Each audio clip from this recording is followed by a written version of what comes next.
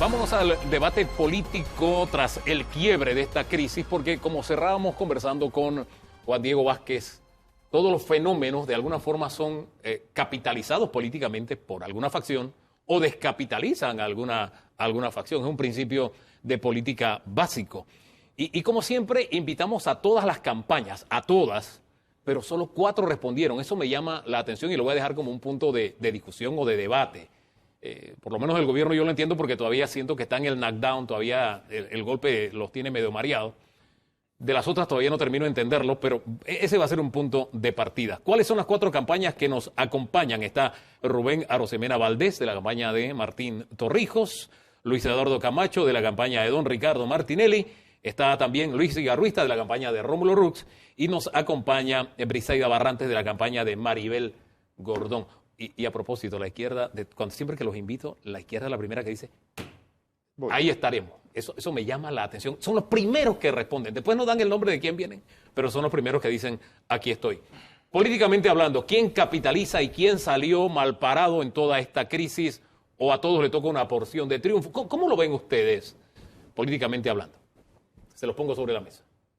Definitivamente que el gobierno nacional es el gran irresponsable en este proceso. Jugó sucio, escondió pruebas, escondió todo, violó la Constitución. 25 artículos de la Constitución han sido violentados por este gobierno y por la Asamblea de Diputados, aquellos diputados que fueron los que aprobaron ese nefasto contrato ley. Por lo tanto, tienen una gran responsabilidad y hasta el sol de hoy no hemos visto judicializados a ninguno de los responsables. Fuera del ministro de Comercio que renunció, no ha renunciado ninguno de los otros que firmó también, ¿verdad? Y tampoco hemos visto a ninguno de los diputados que aprobaron judicializados. Sin embargo, hay otras formas en que este gobierno también hoy en día, y lo estaban diciendo anteriormente, está omitiendo su responsabilidad. Por lo tanto, es el gran culpable de esta gran crisis, junto con todo el arrastre que venía desde 1997 en esta gran crisis que estalló, pero que no ha parado, ¿eh? Cuando usted dice 1997, es que hay una porción de responsabilidad y que también políticamente por la que tendrán que responder otras campañas que están aquí representadas, ¿o no? Yo lo veo diferente, mira. A ver. La realidad, y como panameño le digo que celebro, aplaudo el despertar de la juventud panameña. Cuestiono el método, no la juventud, porque la juventud ha demostrado civismo, le ha enseñado a los maestros cómo protestar, ¿no? Para mí es imperdonable. ¿Quién paga ahora los efectos económicos del sector productivo del país? Chiriquí y Los Santos. ¿Quién se hace responsable por lo que esa gente ha perdido? Entonces, como panameños tenemos que ser consecuentes. Si estamos defendiendo el medio ambiente, no podemos destruir a sectores productivos. No hay una razón alguna que los alumnos tengan que sacrificarse, porque estamos intensificando la inequidad del país, que es uno de los grandes desafíos que tenemos. Estamos graduando a muchachos con una formación deficiente, y parte de este tiempo perdido no se va a recuperar. ¿Quién es responsable de eso? No hay razón de ser.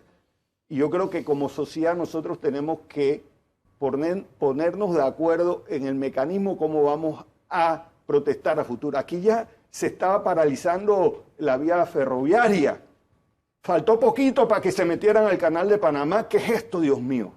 Vamos a destruir al país en función de un tema que ni siquiera nos han dado la oportunidad de debatirlo, que ahora, es lo más triste. ¿Dónde ubicamos ahí la responsabilidad? ¿En quienes administran el país, que se le salió el país de las manos, o la carga la ponemos sobre quienes encabezaban el Ejecutivo las protestas tiene una responsabilidad, la primera responsabilidad, sí, como yo, la licenciada Ejecutivo, sí, y luego el Legislativo, porque el Legislativo violentó la Constitución y hizo caso omiso a las advertencias que se les señaló en ese proceso de consulta sobre temas de inconstitucionalidad. Ese tema para ellos no existió.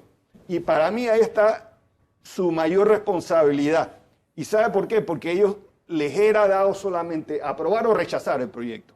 Y si había serias advertencias de inconstitucionalidad, ellos dieron otra razón de inconstitucionalidad al no votar el proyecto, ponerlo en pausa y enviarlo al Ejecutivo. Ellos inventaron un nuevo mecanismo que no existe en el reglamento interno de la Asamblea. Entonces, yo pienso de que los diputados actuaron con un grado de irresponsabilidad absoluta. Ahora, el punto de coincidencia es que sí, hay una gran responsabilidad en quienes nos gobiernan y quienes están en la Asamblea, pero me quedo con el tema de la protesta extrema. Y sí, bien porque hubo una gran cantidad de esta juventud que de alguna forma, de manera orgánica, espontánea, estuvieron al frente de estas manifestaciones masivas, ordenadas, cívicas y respetando el derecho de los demás. Hay un municipio que ya dijo, hey, ¿sabes qué? De aquí en adelante, muy bien por las protestas, vamos a protestar, pero no se puede bloquear las vías. Si se hace incluso parcialmente para permitir que el país siga funcionando. ¿Hemos llegado a ese punto de madurez? ¿O usted cree que el panameño seguirá siendo? Si algunos seguirán protestando de la forma en que lo hacen. Si me permite, antes de cambiar un poco el tema, lo quiero llevar todavía más allá. A ver. Yo creo que aquí en este caso, obviamente, perdió el gobierno ese poco o nulo capital político que tenía, esa poca confianza que tenía para poder ejecutar, que inclusive todavía al día de hoy en esta mesa se ven escondidos y que no aparecen en ningún lugar, inclusive hasta un mes y medio de los cierres que tuvimos aquí en Panamá. Hubo una ausencia por completo, casi una anarquía en este país, en donde también todos los que participamos en política, las instituciones de este país, incluyendo un cuarto poder, que son los medios de comunicación, y un quinto poder, que son las esferas privadas, también salieron golpeadas de este hartazgo ciudadano que hubo en las calles.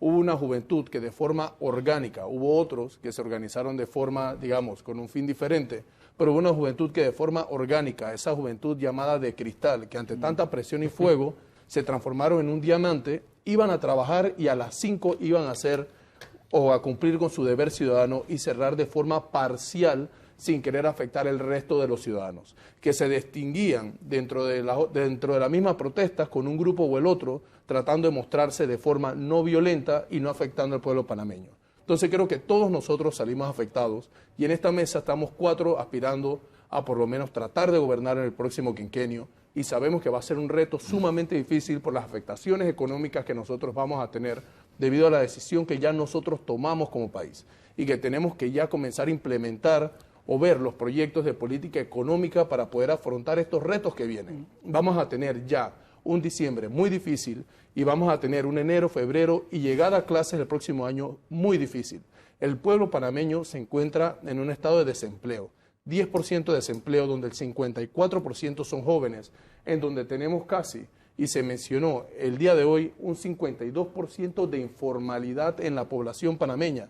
Vemos que cada vez la empresa privada puede emplear menos y menos. Vemos que las inversiones están llegando también menos en Panamá. Existe una gran desconfianza como país hacia el sector extranjero y los inversionistas extranjeros.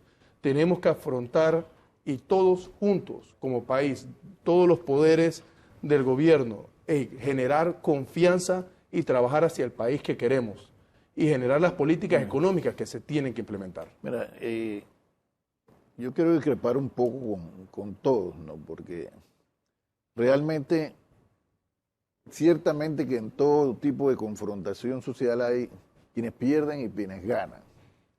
Pero realmente aquí perdió el país en términos generales. ¿Y por qué pierde el país?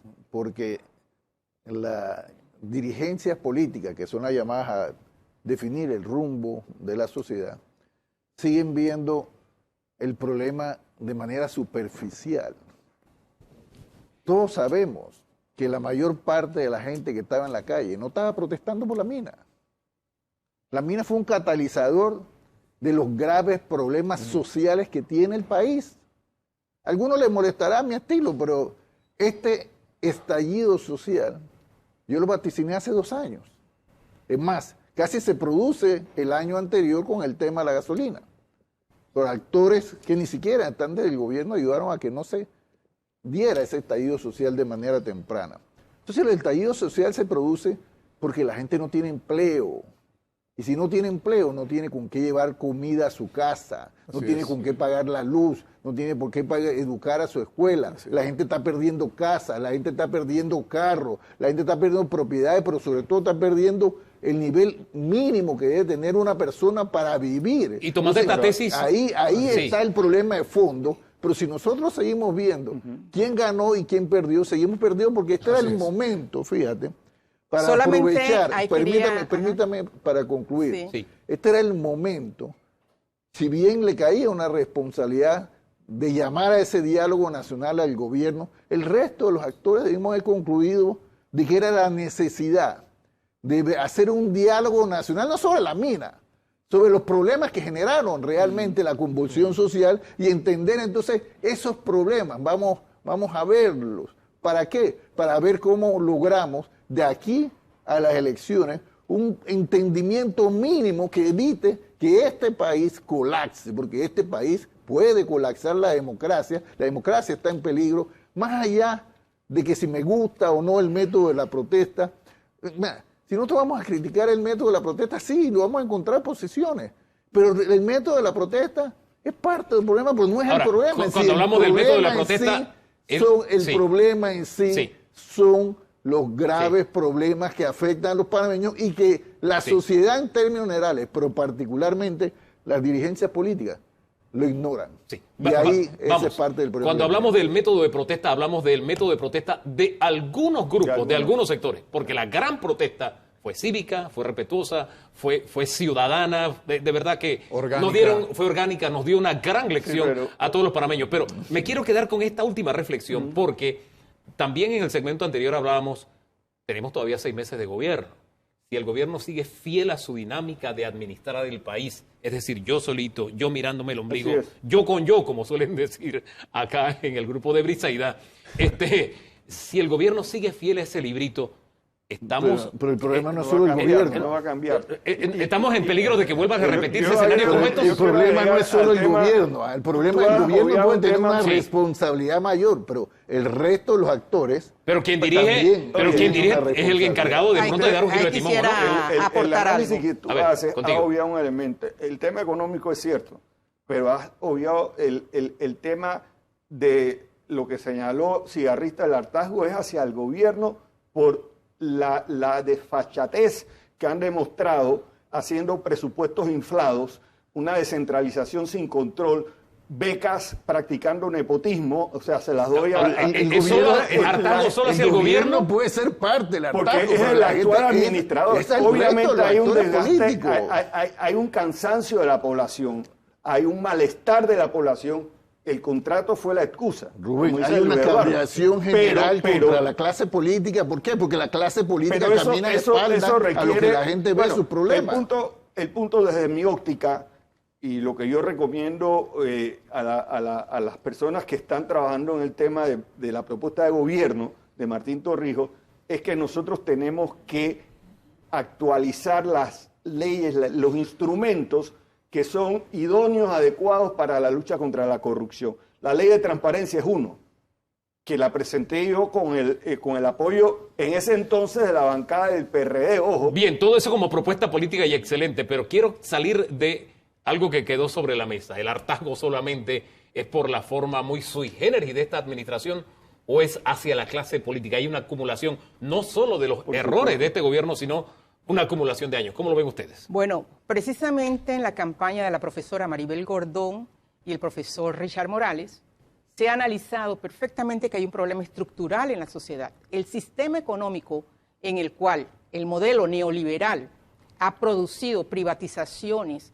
desempleo, más gravedad, desnutrición y otras falencias que hacen parte de las carestías del pueblo panameño, por el cual cada vez que hay una situación particular sale a la calle a luchar, no es nueva, es un arrastre acumulado de todos los gobiernos que aquí están representados. Por eso hablo, en el caso concreto de la mina que viene desde el año 97 a la fecha, hay una acumulación impresionante que se agravó y se vio en la pospandemia y durante la pandemia, y que ahora también con el alto nivel de participación social y política en las calles del pueblo panameño en términos generales, una protesta total. Las protestas no tienen apellido, son protestas o no son protestas. Las revoluciones no se han hecho con abrazos y besos, la Revolución Francesa no se hizo así. Todas las protestas son dignas y tienen que ser escuchadas por los gobiernos, y este gobierno no escuchó.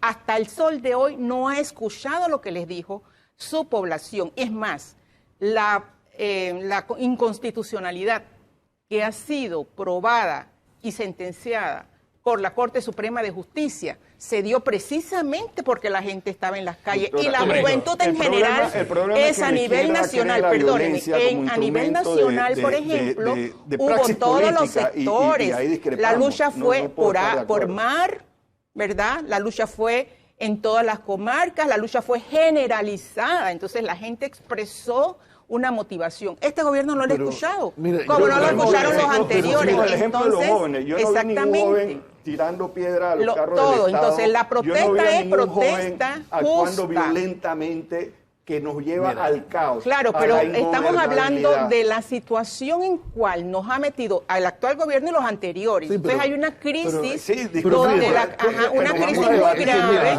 que el modelo neoliberal, como modelo, el modelo neoliberal ha sido grave. Las privatizaciones. Usted señalaba sobre la carestía. Por eso que ustedes políticamente, la izquierda aquí, cada vez que viene una elección, queda en último lugar. Yo quiero preguntarle. Es importante que ustedes lleven al debate sus aspiraciones, sus críticas, nosotros estamos justamente, y nosotros aplaudimos que la izquierda tenga un espacio en Panamá. Estamos en el siglo XXI y hemos logrado precisamente, a pesar de tener un código electoral que es antidemocrático, hemos logrado en varias ocasiones participar con alto nivel, con mucho respeto, y hoy en día estamos con una candidatura independiente justamente porque estamos viendo la situación en la cual está el país y estamos dando una respuesta equitativa porque creemos que hay que hacer un proyecto de país en mejores condiciones para una vida digna. Eso es muy importante. Yo puedo discrepar en algo de la visión política social de lo que llaman la izquierda, pero yo no le tengo miedo a la izquierda. Créanme que para mí, a mí mucha gente me llama comunista porque yo creo en la justicia social. Claro. Yo de comunista no tengo nada. Es más, mi hermano fue dirigente, de izquierda. Es que no tiene nada de malo ser de izquierda. El problema no es si tú eres izquierda o no. Exacto. El problema son las profundas distorsiones sociales que afectan nuestra vida.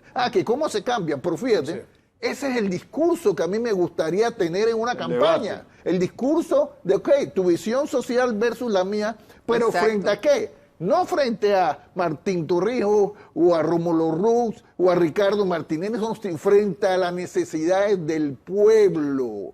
Porque aquí, desgraciadamente, el gran ausente de las discusiones políticas son los problemas del pueblo. Y es por eso que mucha gente no entiende. Ese es un punto importante que tenemos que sacar como lección. Mucha gente no entiende. Y es lección para todos. Pero para todos. Que se acabó, o sea, el país dijo, basta ya. Los gobiernos no pueden gobernar de espalda al país. Mucha gente se llama gobernanza. Tiene que cambiar. Tiene que cambiar todo. El que suba tiene que gobernar con transparencia, de cara al sol. Pero no es solo transparencia. Se le va a volver a enredar. No es solo transparencia. La transparencia es un elemento. Se trata de entender que el gobierno está para servir al pueblo, no para servir a intereses económicos y políticos. Mientras no entendamos eso, estamos mal. Por eso que yo los llamo aquí a la atención, porque fíjate, Ricardo Martinelli en varias ocasiones durante los últimos 3 años ha hecho un llamado al gobierno como responsable de velar por un diálogo nacional, pero diálogo nacional que no es para repartirnos puestos de gobierno, porque no nos interesan los puestos de gobierno. Se hizo desde el primer año con las reformas constitucionales y nunca se respondió el llamado. Discutamos no cuántos diputados tienen que haber en la Asamblea, no si las reformas electorales, que yo coincido con lo que plantea la amiga que representa la campaña de Alibert Gordón, Briseida, las reformas electorales que se han aprobado en los últimos no en este periodo, en todos los periodos han hecho una participación antidemocrática, está contribuyendo a destruir la democracia. Bien, son y la parte vamos de a destruir más aquí, sí. cuando si nosotros queremos que las definiciones electorales se tomen en el órgano judicial y no en las urnas, que ese es parte son parte de los problema grandes que retos. Nos tenemos queda ya solamente para cerrar una reflexión, y quisiera que de lo que hemos conversado pudiéramos tener un piso de ideas, de análisis, mirando hacia adelante, más allá de quién ganó, de quién perdió, de los que tenemos que recoger o rescatar. Perdió el país una oportunidad. Cada uno, le voy a dar 30 segundos, por favor, comienza la dama. La desigualdad social es grave en este país. Un país con tanta riqueza, pero estamos en el tercer lugar del país con peor distribución de la riqueza y en el sexto lugar a nivel mundial. Entonces nosotros necesitamos un plan de desarrollo nacional que vea al ser humano como centro, ¿verdad? Más allá del crecimiento económico, queremos un desarrollo con justicia social, equidad y soberanía. Y en este sentido, el pueblo panameño hoy en día tiene esa posibilidad con un plan para una vida digna que representa en este momento la propuesta de la profesora Maribel Gordón y el profesor Richard Morales. En ese sentido, no nos olvidamos de los mártires que dejó esta crisis, los 3 maestros más otras personas que también fueron judicializadas y algunos están sin vista en este momento. Señor Cigarrista. Para mí, más que un tema de modelo, es un tema de decisiones. Nosotros tenemos que comenzar a tomar las decisiones correctas. La cosa pública se discute en público, escuchando al pueblo panameño. Se tiene que recortar el presupuesto de la Asamblea, se tiene que recortar diferentes presupuestos y el mal manejo que se lleva del Estado, pero no exigirle al panameño, como bien, y en esto estamos de acuerdo, creo que todos en la mesa, no exigir al panameño que sea el que se apriete todavía más el cinturón y que se vea afectado su bolsillo cuando nosotros manejamos mal la plata del Estado. Tenemos que hacer los recortes necesarios para poder darle al pueblo panameño empleo, educación y empleo digno y poder mejorar la confianza que existe hacia el pueblo panameño y hacia los inversionistas. Señor Camacho. Mira, yo parto del criterio de que yo creo en la justicia social, pero la justicia social no se hace a los ricos haciendo a los pobres, no, la justicia social se hace con definiciones claras de políticas que traigan desarrollo económico, pero con desarrollo humano. Eso, mire, el éxito de la administración de Ricardo Martinelli fue que demostró que en este país hay tanta plata que se pueden hacer las cosas para que el país crezca económicamente, pero de la misma mano, donde la gente tenga empleo, donde la gente tenga vida digna, buena educación. Eso se logró en la administración de Ricardo Martinelli y por eso es que encabeza Ricardo Martinelli las encuestas, no porque sea cantante, no porque sea deportista o estrella de rock, sino porque la gente sabe que con Ricardo Martinelli y sus políticas económicas y sociales vivieron bien. Y eso es lo que quiere el pueblo, vivir bien. Don Rubén. Concluyo, mientras la clase política en términos generales, no solamente el gobierno, la clase política en términos generales, dentro de los partidos y fuera de los partidos, porque aquí hay gente que dice yo no soy político, todos somos políticos. Es una política. Pero eso sí. Se va mientras no definamos que las políticas sociales y económicas tienen que traer desarrollo humano y desarrollo económico, vamos a estar bien y vamos a seguir dando de la espalda a las realidades que producen esas convulsiones sociales que vivimos recientemente. La lectura que yo le doy es simple. Existe un agotamiento de la población hacia la clase política. Es una realidad. Por el mal manejo de los recursos del Estado, por el tema de la corrupción. La gente está cansada de la corrupción porque por la corrupción la gente sufre en las escuelas, sufre en la atención de salud. Todos los problemas sociales que estamos aquí debatiendo tienen un hilo conductor hacia el tema de mala administración de los recursos del Estado. Entonces no puede haber calidad de vida si hay gobiernos que dilapidan los recursos del Estado. Ese es un balance. El tema de la corrupción debe ser eje central en la próxima campaña política. Y quiero dar un mensaje a la ciudadanía, y es que aprendamos de esta crisis y seamos más responsables en el ejercicio de nuestro voto. El voto es el único instrumento que tiene la población para escoger los mejores dentro de las ofertas electorales que hay. Entonces, Tenemos que votar no porque el que regala pavo o porque el que me da una beca. Votemos a conciencia, bien informado, veamos las ejecutorias de cada candidato, qué experiencia tiene, porque el próximo quinquenio va a ser sumamente difícil. Hombre, y aprendamos también de que escenarios como estos nos muestran que los panameños podemos hablar con mucho respeto, sin lenguaje altisonante, sin descalificarnos los unos a los otros, sin simplemente ubicar a alguien como un vendepatria porque tiene una idea distinta a mí. No, el país se construye con las ideas de todos y eso es lo que se trata de hacer en espacios como estos. En la enseñanza de que podemos conversar. Este país nació del entendimiento, de la conversa y ese ADN sigue en nosotros.